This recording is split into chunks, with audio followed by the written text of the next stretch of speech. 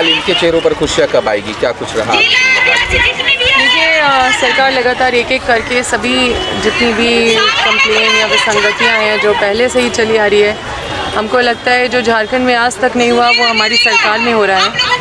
लगता क्या ये वास्तविकता है। और जो भी देखिए, चाहे जो भी आप डिपार्टमेंट का बात कर लीजिए, चाहे कोई कर्मचारी का बात कर लीजिए, किन्हीं की भी मांग हो, सैया दीदी लगातार इतने समय से यहाँ पे जल सैया दीदी लोग का मांग था, उसको भी सुना गया। मुखिया संघ के लोग थे, वो भी, उनका भी जो डिमांड था उसको भी पूरा कर दिया गया।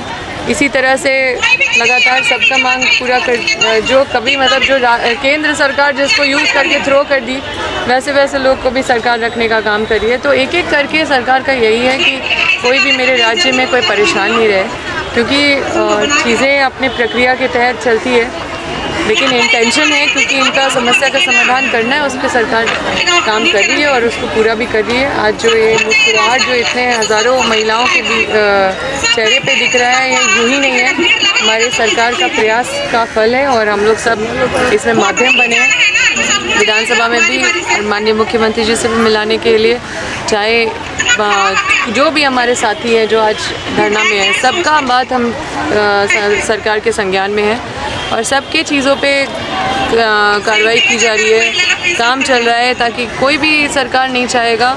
हालांकि पूर्व में कोई भी सरकार थी लेकिन उनका इंटेंशन अच्छा नहीं था, पर हमारी सरकार एक एक करके जो निर्णय ले रही है सबके हित में, इससे साफ ये देखने वाली चीज़ है कि सरकार इनके पक्ष में काम कर रही है। लेकिन अंबाजी जो बढ़ोतरी इनकी हुई है 1000 मानदेय में, उनसे ये लोग खुश नहीं, वो चाहते कि बड़ा अनसफिशिएंट अमाउंट है अभी के महंगाई में, थोड़ा और बढ़ना चाहिए।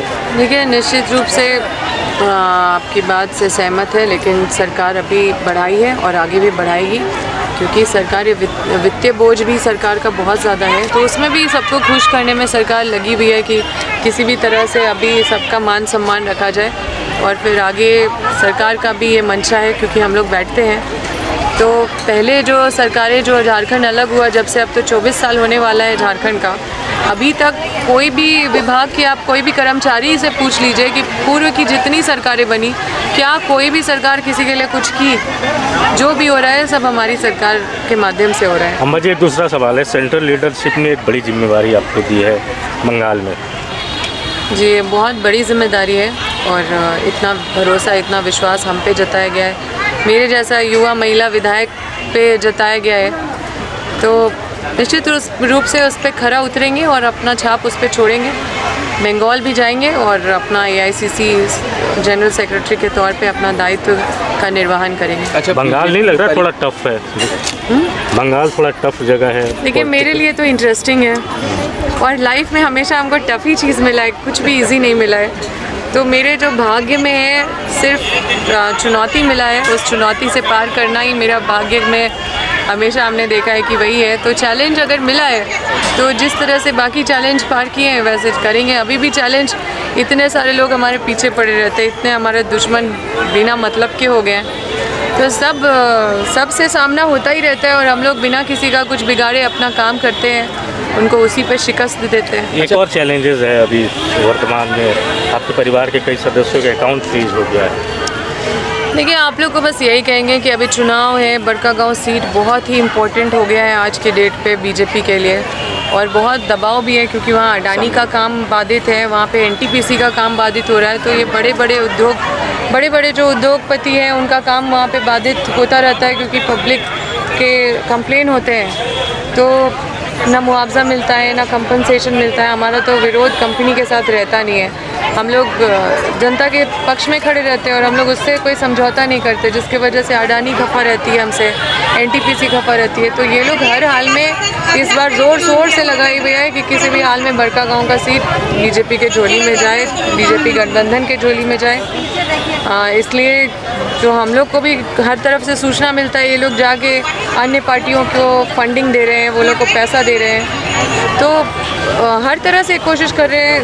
पहले भी हमेशा कोशिश हुआ है मेरे पिता को दूर करने का विधानसभा से। देखिए, परिवार का बात लोग कहते हैं, हम तो कोई परिवारवाद का उदाहरण है ही नहीं, क्योंकि हम तो अपना दूसरे क्षेत्र में थे, मेरा अलग क्षेत्र था, हम अलग तैयारी कर रहे थे, मेरा अलग सपना था, लेकिन हमको आने का क्यों ज़रूरत पड़ा? हम तो नहीं आते। हम मेरे माता पिता के साथ जो हुआ वो गलत हुआ नहीं हुआ क्या? तो जब गलत हुआ तब मेरे को आना पड़ा।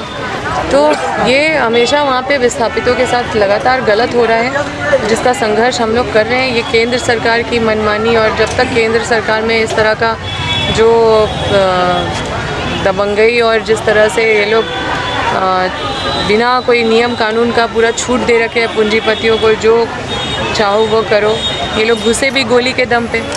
तो बड़े बड़े लोग हैं लगे हुए हैं, कभी कुछ करेंगे कभी कुछ करेंगे, लेकिन हमारे चेहरे का मुस्कुराहट नहीं छीन सकते, क्योंकि हमारे साथ हमारे क्षेत्र की जनता मजबूती से खड़ी है। वही हमारे लिए सबसे बड़ा धन दौलत है। बाकी जो लेना है इनको ले ले। एक आखिरी सवाल, परिवर्तन संकल्प यात्रा के जरिए बीजेपी सत्ता का रास्ता ढूंढ रही है झारखंड में, कामयाबी मिलेगी उन्हें या आप लोग मजबूत हैं? देखिए, इनको परिवर्तन तो झारखंड में करना चाहिए था जब मौका मिला था। सिर्फ यात्रा करने से परिवर्तन नहीं हो जाता ना। जब मौका मिला था तो अपना कुछ तो अंश दिखाना चाहिए था लोगों को कि हमारा कैरेक्टर कैसा है। तो कैरेक्टर तो अपना दूसरा तरह का दिखाएं। आज भी ओबीसी आरक्षण का बिल जो है हम लोग का विधेयक, वो वहाँ पे लटका हुआ है होम मिनिस्टर के टेबल में, केंद्र सरकार के पास।